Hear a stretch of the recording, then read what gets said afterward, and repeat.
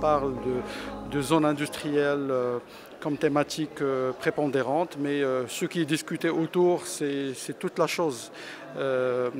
industrielle, que ce soit la digitalisation industrielle, l'industrie 4.0, l'industrie X.0, le rôle de l'IA, les obstacles qui peuvent entraver l'usage de l'IA et l'industrie au sein d'une économie émergente telle que le Maroc.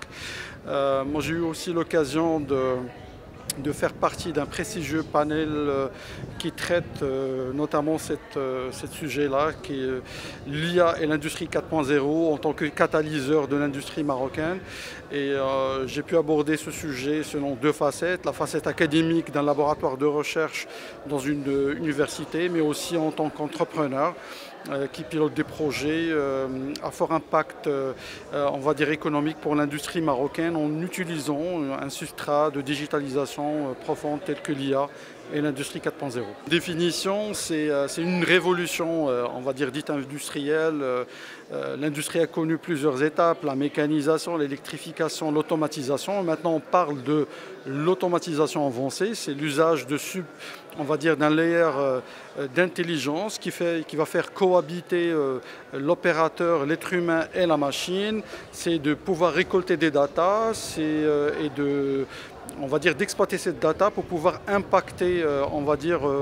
la micro, la macroéconomie. Au travers de ce panel-là, on a eu l'occasion en fait de parler de l'usage de l'IA dans le monde de l'industrie, et on a vu en fait à quel degré en fait l'IA peut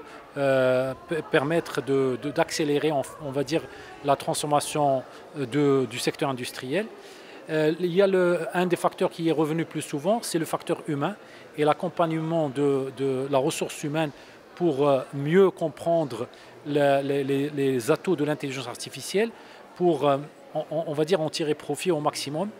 Naturellement, l'IA est revenue sur l'usage, on va dire,